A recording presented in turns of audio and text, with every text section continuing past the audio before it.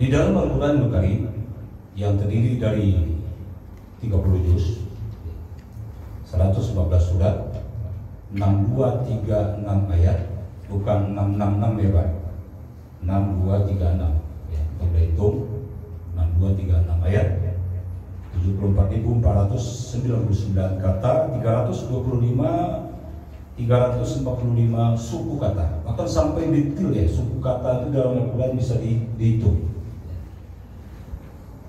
Dan Al-Quran standar itu 604 halaman. 604 halaman. Jadi kalau kita khatam Al-Quran ya, satu juz itu 20 halaman, berarti khatam 30 hari 600. Nah juz 30 dia lebih sedikit, jadi 604 halaman. Maka tentu tidak akan kita temui kata pajak.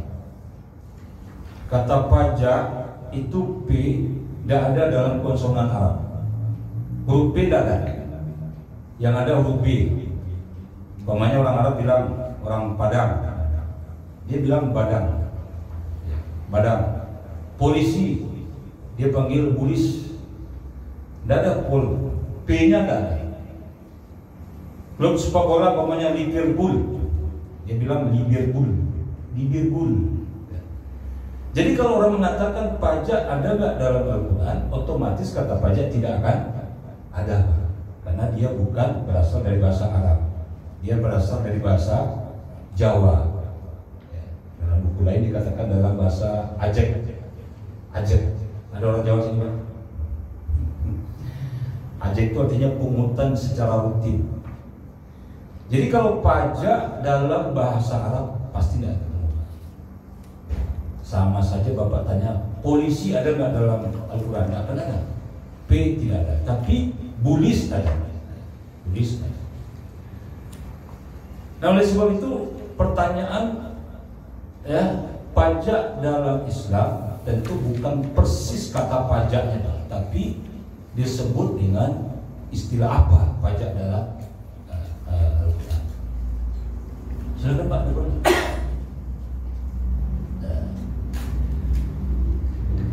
Jemaah rahimakumullah, di dalam Al-Quran nanti kita akan temukan satu kali Pak terjemahan kata pajak. Nanti di sini di surat At-Taubah ayat 29. Bapak Ibu nanti lihat di rumah, At-Taubah ayat 29. Itu diterjemahkan surat At-Taubah ayat 29. A'udzubillahi minasyaitonirrajim. Qatilul ladzina la yu'minuna billahi wala bil yaumil akhir. Wala yuharrimuna ma haramallahu wa rasuluhu wala yadinuna dinal haqq minal ladzina utul kitab hatta yu'atul jizyah ayyadi wa hum shaghirun. Terjemahan seperti ini. Perangilah orang-orang tidak beriman kepada Allah dan hari kemudian. Mereka yang tidak mengharamkan apa yang telah diharamkan Allah dan Rasulnya, dan mereka tidak beragama dengan agama yang hak. Dengan agama ini maksudnya dengan Islam, hatta yu'tul jizyah, sampai mereka membayar jizyah. Nah disitulah ditulis dalam kurung pajak. Ayyadi wa hum sabirun, dengan rasa patuh dan mereka dalam keadaan tunduk. Bapak Ibu, kalau dulu orang membayar pajak itu dia mesti merunduk. Jadi mesti merunduk, ya. Petugasnya yang berdiri dan orang yang membayar itu mesti merunduk sebagai tanda ketaatan, sebagai tanda ketundukan kepada khalifah Islam. Ada ketundukan. Ini satu-satunya kata yang terdapat dalam terjemahan Al-Quran. Kata pajak cuma sekali ini, tidak ada kata-kata lain ya. Jadi pertanyaan pertama, adakah pajak dalam Islam? Jawabannya ada. Tapi katanya bukan pajak, tapi jizyah. Jizyah. Bapak dan Ibu, ya, pegawai pajak seharusnya bernafas lega. Ya, ternyata pajak ada dalam Al-Quranul Karim. Meskipun dia tidak persis menyebut pajak, tapi disebut dengan jizyah. Kemudian dalam kitab-kitab hadis selain Al-Quran, Ya, maka sumber hukum yang kedua adalah hadis. Maka dalam kitab-kitab hadis yang ditulis oleh para muhaddis, itu Imam Bukhari, Muslim, Abu Dawud, Tirmizi, Nasai, Ibnu Majah, Daruqutni, Baihaqi dan lain-lain. Juga dalam berbagai kitab fikih, ya. Kitab fikih yang paling banyak kita pakai itu namanya kitab Al-Um. Kalau orang Indonesia itu pakai kitab Al-Um, karangan Imam Syafi'i rahmatullah. Kemudian ada kitab Imam Malik yang bernama kitabnya Al-Muwatta. Kemudian ada Imam Ahmad dalam kitabnya Al-Musnad, sehingga disebut kitab Musnad Imam Ahmad. Ya. Juga ada kitab fikih sunnah. Mungkin di sini ada Said Sabiq, ya, fikih sunnah. Bapak Ibu mungkin punya di rumah. Said Sabiq itu kitab fikih sunnah. Kemudian ada lagi kitab Al-Ahkam Al-Sultaniyah. Ini kitab tentang prinsip-prinsip bernegara. Saya punya kitab ini berbahasa Arab, terjemahnya juga ada. Kemudian ada Fiqh Zakah. Bapak Ibu pernah melihat kitab yang tebal itu, Fiqh Zakat, Fikih Zakat, tebal deh. Itu sebetulnya kitab pajak. Cuma judulnya Zakah wal Dharibah, zakat dan pajak. Di bab 10 itu justru membahas tentang pajak. Pengarangnya Dr. Yusuf Qaradawi. Beliau orang Mesir dan kemarin beberapa bulan lalu wafat. Alhamdulillah saya bertemu dengan beliau di Istiqlal. Saya cium tangannya. Saya beruntung waktu itu beliau menjadi khotib. Saya pas ada di Istiqlal, saya ketemu, saya cium tangannya. Dia fikih fuqaha yang mengatakan zakah wa dharibah, zakat dan pajak itu dua kewajiban sekaligus. Dua kewajiban sekaligus. Itu Yusuf Qaradawi. Kemudian juga ada kitab Al-Islam karangan Said Hawa. Ya. Ada juga kitab namanya Al-Kharaj. Bapak Ibu orang pajak mungkin belum pernah pegang ya. Al-Kharaj karangan Abu Huwaid. Khusus itu tentang pajak, ya, tentu khusus tentang pajak.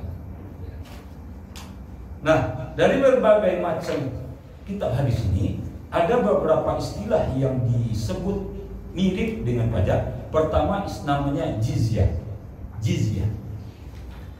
Yang kedua kadang-kala disebut dengan kharaj. Di para pajak itu diterjemahkan terjemahan dari kata kharaj. Kharaj. Yang ketiga kadang disebut dengan usyur. Usyur 10%, asyarah. Ya. Yang keempat kadang disebut dengan dharibah. Dharibah. Yang kelima ada yang disebut dengan maks. Maks. Jadi ada berbagai macam istilah ya. Ada jizyah, ada kharaj, ada usyur, ada dharibah, ada maks. Sayangnya semuanya itu diterjemahkan jadi pajak. Semuanya jadi pajak terjemahannya. Jadi kita kalau baca tulisan-tulisan ya, pokoknya ada istilah pungutan itu terjemahannya pasti pajak. Maka menderitalah pajak ini. Suatu yang tidak sama dengan dia, tapi dia diterjemahkan menjadi pajak. Ya. Seperti tadi jizyah tidak sama dengan kharaj. Kharaj tidak sama dengan usyur, usyur tidak sama dengan dharibah, apalagi al-maks, apalagi maks. Oke, tapi kita terima dulu. Jadi dalam berbagai kitab hadis ternyata pajak itu tidak ditulis dalam satu istilah. Ada dalam lima istilah itu: kharaj, jizyah, usyur, dharibah, dan maks. Ya, dan maks. Lalu seharusnya bagaimana? Seharusnya Bapak dan Ibu kaum muslimin rahimakumullah, ini tidak boleh diterjemahkan menjadi satu penerjemahan. Ini secara literatur tidak boleh. Menerjemahkan suatu yang berbeda menjadi sama. Bapak Ibu yang sudah menulis tesis atau disertasi ada nggak di sini? Ada lah, ya kan? Boleh nggak menerjemahkan suatu yang berbeda ke dalam terjemahan yang sama? Ya, ini secara ilmiah ini tidak boleh. Ya, menerjemahkan daripada berbagai istilah hanya menjadi satu pajak. Apalagi menerjemahkan maks. Al-maks menjadi pajak. Bapak Ibu nanti buka di YouTube ya. itu akan banyak video yang mengatakan pajak itu haram sehingga petugas pajak masuk neraka. Ya. Itu bunyi hadisnya. Dia menyebut pajak itu situ bukan jizyah, tapi dia sebut maks. Ya, sahibul maks. Ya, sahibul maks. Ya. Galan sedikit ke belakang dulu. Ya, maks juga diterjemahkan oleh para penerjemah itu dengan kata-kata pajak. Itu yang membuat rancu, ya, yang membuat tidak pas. Sahibul maks, pemungut atau preman-preman di zaman Nabi SAW ada preman-preman, orang-orang yang tukang pala yang memungut di pasar-pasar Madinah, diambil uang untuk kantongnya, ya, bukan untuk negara, tidak pakai tarif, abisnya suka-sukanya dia, tapi itulah yang diterjemahkan sebagai petugas pajak. Sehingga penerjemahan para ustaz, para mubalik yang selama ini ada di YouTube ini tidak benar. Tidak benar. Sahibul maks tidak sama dengan petugas pajak. Tidak sama dengan petugas pajak. Ini poinnya, ya. Poinnya. Nah, ini secara istilah. Kemudian secara praktek, Bapak dan Ibu rahimakumullah, Rasulullah SAW adalah yang pertama kali mempraktekkan ayat-ayat suci Al-Quran. Otomatis kalau ada perintah Allah Subhanahu wa Ta'ala, maka Rasulullah lah yang pertama kali mempraktekkan.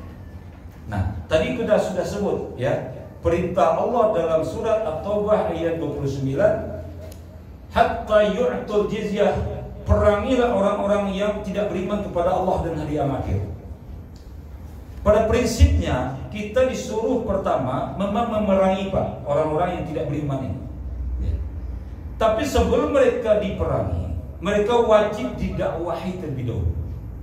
Tidak boleh Pak langsung main perang aja, main bom aja. Tahu-tahu langsung dia dibom, tidak boleh. Ya. Jadi pertama kata Nabi, ketika kamu bertemu dengan ahlul kitab, pertama dakwahi mereka dengan kalimat la ilaha illallah. Dakwahi dulu. Ketika mereka didakwahi, mereka tidak mau, mereka diberi pilihan. Mereka boleh membayar jizyah, membayar pajak. Jadi Islam, ya, memberikan pilihan. Kalian, ya, hidup dalam lingkungan Islam, ya, dalam negara Islam, dan pemerintah Madinah, kalian masuk kepada Islam atau kalian tetap dalam Nasrani dan Yahudi, tapi kalian membayar jizyah. Dan inilah yang dipraktikkan pertama kali oleh Nabi SAW, sebagaimana hadis diriwayatkan oleh Imam Darimi nomor 2501. Rasulullah SAW bersabda, ya, an bajalah qala sami'tuhu yaqulu lam yakunu Umar akhadha jizyah. Umar tidak mengambil jizyah, ya, dalam situ pajak, ya, min majusi, dari orang-orang majusi, hatta syahida Abdurrahman bin Auf, sampai Abdurrahman bin Auf berkata anna Rasulullah sallallahu alaihi wasallam akhazaha min majusi Hajar, sampai Abdurrahman mengatakan Nabi sallallahu alaihi wasallam mengambil jizyah dari majusi Hajar. Jadi jelas hadis ini mengatakan bahwa yang Nabi SAW pun memungut jizyah kepada orang Majusi Hajar.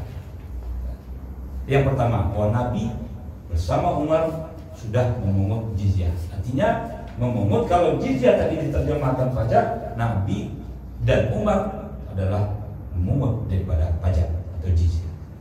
Ya. Yang kedua, hadis dan diriwayatkan oleh Imam Ibnu Majah nomor 1831, ya, di mana Rasulullah SAW mengutus Al-Ala Ibnul Hadrami. Hadrami ini dari Hadramaut, dari Yaman, ya, untuk memungut usyur dan memungut kharaj. Memungut usyur dan memungut kharaj. Jadi dua yang dipungut, satu usyur yaitu zakat, satu lagi kharaj, ya, atau pajak. Jadi jelas dalam hadis ini dikatakan dari Muhammad bin Zaid bin Hayyan dari Al-A'raj dari Abu Ala Ibnul Hadrami, yang berkata Rasulullah SAW mengutusku ke Bahrain. Bapak tahu tadi Bahrain, satu yang Yaman, satu Bahrain, ya. Atau ke Hajar. Lalu aku mendatangi kebun milik beberapa orang bersaudara yang salah seorang dari mereka masuk Islam, ya. Maka aku mengambil usyur. Jadi kalau orang sudah masuk Islam, dia diambil usyur atau zakat, ya, dari orang-orang yang telah masuk Islam, dan mengambil kharaj dari mereka yang masih musyrik. Kharaj ini adalah sewa hasil tanah. Sewa hasil tanah. Bapak Ibu, ketika daerah sekitar Madinah itu ditaklukkan oleh Nabi dan pasukan, maka itu daerah menjadi daerah tanah khalifah, milik negara Islam. Ini khalifah. Tapi kemudian tanah-tanah itu diserahkan kembali kepada orang Nasrani Yahudi, karena sahabat tidak kuat untuk mengolahnya. Tidak mungkin sahabat dari Madinah datang jauh-jauh ujuk-ujuk, ya, mengolah tanah di Syam, di Syria, di tempat lain. Maka diserahkan kepada mereka, dan hasil daripada tanah itu nisfu, setengahnya atau 50% ini untuk khalifah. Jadi kharaj itu tarifnya malah lebih besar, Pak, 50%. Ya, 50%. Di sini kharaj juga terjemahnya pajak. Jadi itu sudah dua. Satu tadi jizyah, yang kedua pajak. Yang kedua kharaj. Kalau jizyah tadi pajak kepala, siapapun dia, ya, dari alul kitab, ya, dia wajib membayar jizyah. Yang tarifnya zaman Nabi itu tetap ada tarif progresif, Pak. Jadi tarif progresif sudah ada zaman Nabi, ada 12 dirham, 24 dirham, 48 dirham. Jadi pengenalan tarif progresif ini sudah lama. Ya. Itu atas ketidakberimanan, atas kekafiran mereka. Mereka dituntut membayar pajak, tapi mereka akan dilindungi oleh orang-orang Madinah. Tidak boleh disakiti, tidak boleh dizalimi. Itu jizyah. Yang kedua adalah kharaj. Yang ketiga, Umar bin Khattab memohon usyur. Ceritakan dari Salim bin Abdullah dari bapaknya bahwa Umar bin Khattab mengambil usyur dari petani non Arab berupa gandum dan minyak sebesar 1/20. Hal ini dimaksudkan agar hasil dibawa ke Madinah jumlahnya menjadi banyak, lalu mengambil biji-bijian sebesar 1/10. Jadi ada tarif 5% dan ada tarif 10% usyur. Ya, itu zakat pertanian. Zakat pertanian. Kemudian ada lagi istilah doribah. Ya. Doribah ini sebetulnya istilah yang ada zaman Nabi, tapi kadang-kadang disebut untuk pajak. Padahal yang paling cocok doribah itu sebetulnya itu artinya upah. Ya. Sehingga ada juga beberapa literatur menyebut pajak itu doribah. Seperti di Arab kantor pajak itu namanya Maktabah ad-Dharaib. Maktabah ad-Dharaib di kantor pajak. Saya kemarin ke Mesir, Pak. Saya di Mesir ditanya, "Anta muwaddaf fi Maktab ad-Dharaib?" Apa dharaib? La dharibah, ada dharaib. Di jamaknya dharaib, kantor pajak. Di Mesir pun orang paham. Maktab ad-Dharaib, Maktab ad-Dharibah. Di kantor pajak, ya. Di Arab memang ada. Siapa yang terakhir pergi umroh? Ada nggak pungutan pajak di barang-barang yang dibeli di Makkah Madinah? Ada nggak? Ada, Pak. Ada ya. Dalam lama nggak pergi umroh? Ada, Pak. Yang kemarin yang pergi umroh itu lihat barang-barang yang dibeli itu pun kena PPN, kalau bahasa kita kena pajak. Nah, itu beberapa istilah yang tidak cocok. Penerjemahan yang ini, An Abdurrahman ibnu Shimasa, An Uqbah ibnu Amir, qala sami'tu Rasulullah sallallahu alaihi wasallam qala la yadkhulul jannah sahibu maqsid. Yang paling bawah ini. Dari Abdurrahman bin Shimasa dari Uqbah bin Amir, ia berkata, saya mendengar Rasulullah sallallahu alaihi wasallam bersabda, tidak akan masuk surga sahibu maqsid, yaitu orang yang mengambil harta orang secara zalim. Ini yang masuk neraka. Sahibu maks. Maks ini artinya pala, preman, pemeras. Bapak Ibu, ketika kita sebelum salam, kita ada baca doa ini. sebelum salam, Allahumma inni a'udzubika minal azabil qabri wa azabi jahannam wa fitnati masiihid dajjal wa fitnati mahya wal mamat. Allahumma inni a'udzubika minal maghrib wal maksim. Bapak baca sebelum salam. Bapak baca. Enggak baca. Bapak baca, aku baca. Enggak ada yang baca. Masya Allah. Sebelum salam ini sunnah Pak, membaca doa sebelum salam. Allahumma inni a'udzubika minal azabil qabri wa azabi jahannam wa fitnati masiihid dajjal wa fitnati mahya wal mamat. Allahumma inni a'udzubika minal maghrib wal maksim. Ya Allah, aku berlindung kepada Engkau dari hutang dan tekanan orang lain. Masya Allah. Kalau kita ditekan orang Pak, ditakut-takuti orang ya, atau pimpinan terlalu ganas gitu kan. Nah, dibaca ini doa ini Pak. Allahumma inni a'udzubika minal azabil qabri wa azabi jahannam wa fitnati masiihid dajjal wa fitnati mahya wal mamat. Allahumma inni a'udzubika minal maghrib wal maksim. Mohon aku ya Allah dari hutang, bebas hutang ya Allah. Bebaskan aku dari tekanan orang.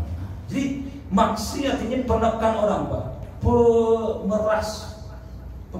Nah itu yang disamakan pegawai pajak. Cocok nggak tuh Pak? Terjemahan di YouTube itu nggak cocok Pak. Jadi mudah-mudahan Ustaz yang membuat video ini mengoreksi Pak. Ya, dalil yang dipakai untuk mengharamkan pajak itu tidak cocok dengan Sahihul Maqta, tidak cocok. Karena Rasulullah SAW, Umar bin Khattab, Al-Hadrami, ya, dan nanti beberapa sahabat juga adalah pemungut daripada pajak, Baik, tinggal beberapa saat lagi saya akan pendekkan, saya akan singkatkan. Bapak Ibu, Rasulullah SAW adalah kepala negara. Beliau kepala negara. Buktinya beliau membuat surat ke luar negeri. Beliau menerima duta dari luar negeri. Beliau memutuskan perang. Beliau menerima tamu. Itu Pak Camat atau kepala negara Pak? Rasulullah adalah kepala negara. Maka otomatis si kepala negara punya anggaran pendapatan dan belanja negara, punya APBN. Intinya itu kan. Nah, dari mana Rasulullah SAW memperoleh pendapatan negara atau mawarid ad-daulah? Pertama dari harta rampasan perang atau ghanimah atau Al-Anfal, surat 8 ayat 1, surat 8 41, surat 8 ayat 69. Ini yang pertama Pak. Saya kita dengar itu. Yas'alunaka 'anil anfal, qulil anfalu lillah. Mereka bertanya kepadamu tentang al-anfal atau harta rampasan perang. Untuk siapa? Lillah. Pertama untuk Allah. Lillah. Jelas ya? Surah Al-Anfal yang 1. War Rasul. Yang kedua untuk Rasul. Ya. War Rasul. Yang ketiga walizil qurba wal yatama wal masakin wabnis sabil. Itu mendapat bagian dari harta perang itu Pak 1/5. Sedangkan 4/5 dibagi untuk tentara, untuk pasukan. Jadi pertanyaannya, dari mana gaji TNI, Polri, PNS dari zaman Nabi? Dari ghanimah yang diperoleh pada tahun 2 Hijriah di perang Badar. Tuh yang pertama. Jadi apa Pak? Penghasilan pertama Nabi adalah ghanimah, harta rampasan perang. Itu didapat kuda, ada dapat emas, ada perak dan segala macam. Yang kedua, sumber pendapatan zaman Nabi SAW disebut dengan fa'i. Surat Al-Hasyr, surat ke-59 ayat 6 sampai 7. Jelas di situ katakan, wa ma afa Allahu ala rasulihi minhum fama aujaftum alaihi min khairin wala riqab. Apa saja harta rampasan yang kamu peroleh tanpa berperang. Pak Tanbi, kalau rampasan perang itu berperang, kalau fa'i ini tidak berperang. Jadi ada suku-suku di sekitar Madinah itu disurati oleh Nabi SAW, tunduklah kalian kepada Islam. Kalau kalian tidak tunduk, kalian akan kami serang, kata Nabi. Lalu mereka meninggalkan daerah itu. Lalu disitulah ditinggalkan harta itu menjadi milik khalifah, namanya fa'i. Ya, istilah salah satunya ada namanya Khaybar. Bapak nanti klik di Google Khaybar. Disitulah nanti Nabi dan sahabat dapat memperoleh tanah. Disitulah tanah Nabi SAW memiliki tanah kebun di situ Khaybar itu sekali panen cukup untuk menafkahi istri-istri beliau selama 1 tahun. Sekali panen untuk 1 tahun. Ada nggak yang punya kebun seperti itu hasilnya sekarang? Kalau kita kan punya kebun sekali panen untuk setengah bulan, ya kan, tanggal 16, 17 sudah siap-siap ya Pak. Ini Nabi 1 kali panen untuk setahun. Disitulah Nabi punya nafkah, ya, dari Khaybar. Sini jelas hadisnya Sahih Bukhari Pak. Dari Umar katanya harta kekayaan Bani Nadir yang telah dijadikan Allah sebagai fa'i, ya, termasuk harta yang diperoleh tanpa campur tangan sedikit pun dari kaum muslimin, artinya tidak berperang. Sungguhnya harta itu milik Rasulullah secara khusus dan sebagai nafkah bagi keluarganya. Jadi Nabi punya kebun, ya, Nabi punya kebun. Itu yang kedua. Yang ketiga, setelah itu baru Nabi memungut jizyah tadi. Orang-orang kafir ini Pak tidak dipaksa masuk Islam. La ikraha fid din. La ikraha fid din. Tidak bisa. Dipaksa orang beriman itu tidak bisa. Mereka didakwai. Kalau mereka masuk Islam, alhamdulillah. Kalau mereka tidak masuk Islam, mereka diberi kewajiban untuk membayar jizyah, membayar pajak. Jadi kata siapa pajak ini sudah tidak ada zaman Nabi sallallahu alaihi wasallam. Ya, jizyah. Namun kalau mereka tidak masuk Islam, tidak mau membayar jizyah juga tidak mau, barulah mereka itu betul-betul diperangi. Tidak ada pilihan. Nah, inilah yang berikutnya, jadi Nabi memungut jizyah. Nah, salah satu petugas di zaman Nabi yang memungut jizyah, yang memungut pajak adalah Khalid bin Walid dan Mu'az bin Jabal. Nih, di halaman 4 kita lihat. Dari Anas bin Malik dan Utsman bin Abu Sulaiman bahwa Nabi mengirim Khalid bin Walid ke Ukaidir rumah. Jadi pertanyaan, Khalid bin Walid selain petugas zakat juga petugas pajak. Ya, kemudian ia ditangkap lalu membawanya kepada beliau, kemudian beliau memampatkan darahnya dan berdamai dengan syarat ia memberikan jizyah, ia memberikan pajak. Jelas Pak. Jadi kalau orang mengatakan tidak ada, ini berarti belum baca hadis. Kemudian juga Mu'az bin Jabal, selama ini kita ketahui petugas zakat. Padahal Nabi memerintahkan kepada Mu'az zakat dan pajak. Ya, zakat dan pajak. Di sini jelas katakan dari Masruq Al-Amashi, dari Ibrahim dan seterusnya. Rasulullah SAW mengutus Mu'az ke Yaman. Lalu beliau mengutusku mengambil setiap 40 ekor sapi, zakatnya seekor anak sapi berumur 2 tahun lebih. Jadi 40 ekor sapi, zakatnya satu ekor. Nah, kemudian setiap orang yang balik diambil jizyah atau pajak 1 dinar atau yang sebanding dengan nilai pakaian dari zaman. Jadi sejak zaman Nabi sudah ada petugas pajak. Selain daripada tadi Al-Hadrami, ada namanya Khalid bin Walid, ada namanya Mu'az bin Jabal. Alhamdulillah. Nah, pertanyaannya Bapak Ibu, semua pendapatan itu yang tadi itu hari ini tidak ada. Ghanimah tidak ada, fa'i tidak ada, jizyah tidak ada, usyur tidak ada. Lalu jawabannya kemana kita larikan Pak?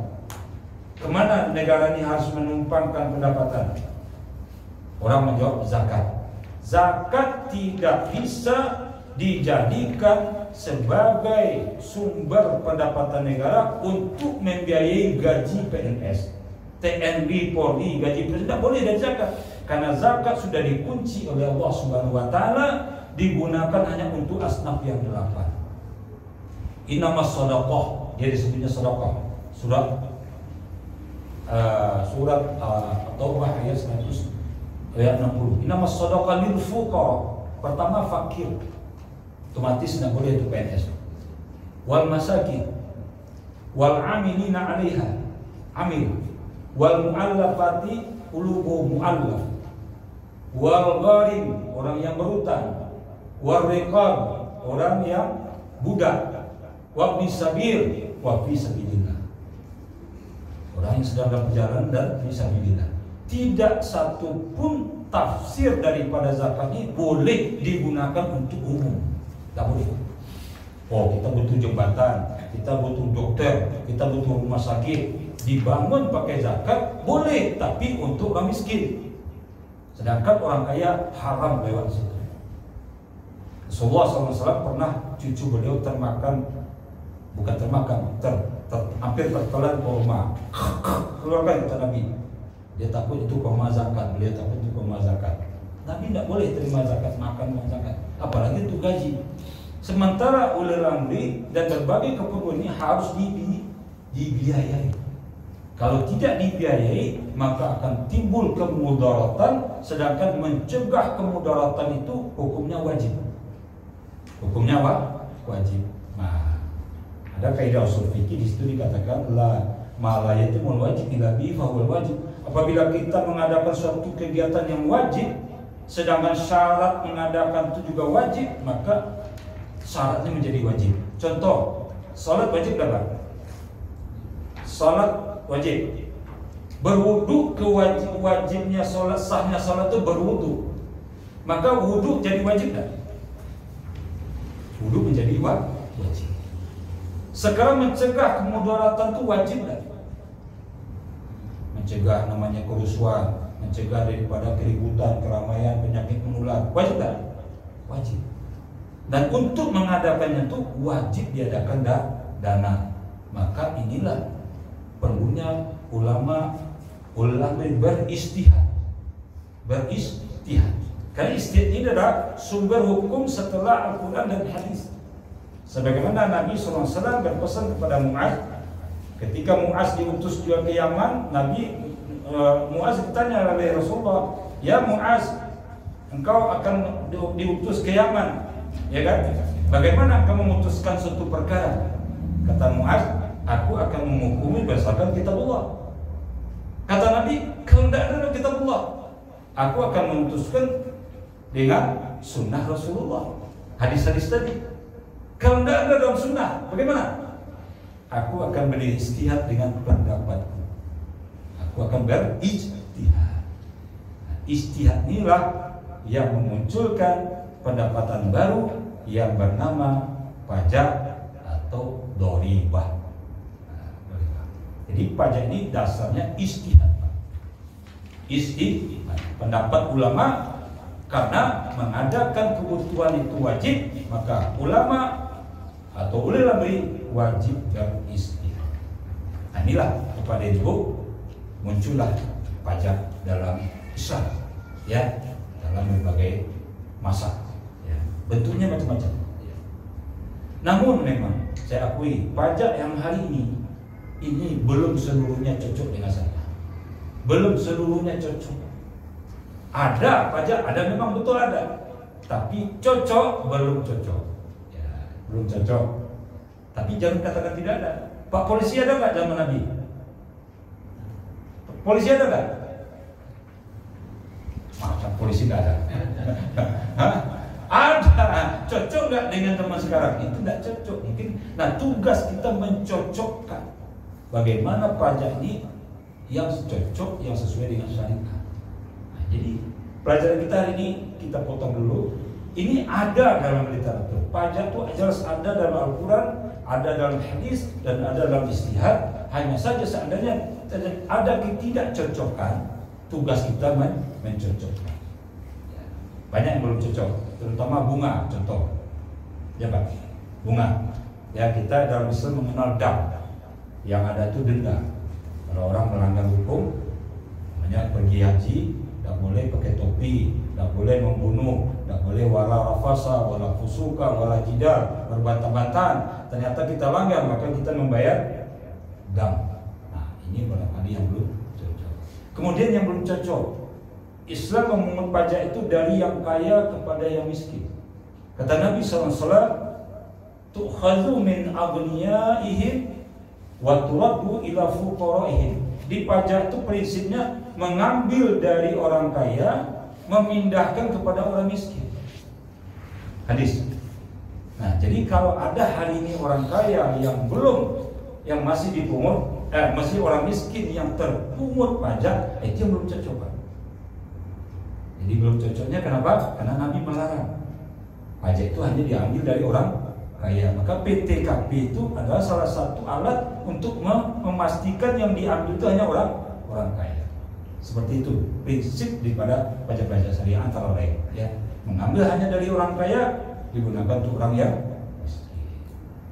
Dan yang paling penting, pajak itu tidak boleh digunakan di zaman Nabi untuk hal-hal maksiat. Hura-hura nggak boleh. Untuk jalan-jalan, untuk pesta-pesta nggak boleh. Nah, barangkali inilah hukum-hukum syariat yang belum cocok, ya, dengan amalan kita hari ini. Tapi kita mengatakan pajak itu ada dalam Islam. Hanya saja beberapa aturan harus kita perbaiki sehingga pajak itu cocok dengan syariat, cocok dengan perintah Allah Subhanahu wa taala dan hadis Nabi sallallahu alaihi wasallam. Demikian dulu materi dari saya. Kalau ada kurangnya saya mohon maaf. Kalau ada pertanyaan setelah ini kita jawab. Kita tutup dulu dengan doa kifaratul majlis. Subhanaka Allahumma wa bihamdika asyhadu an la ilaha illa anta astaghfiruka wa atubu ilaik. Assalamualaikum warahmatullahi wabarakatuh.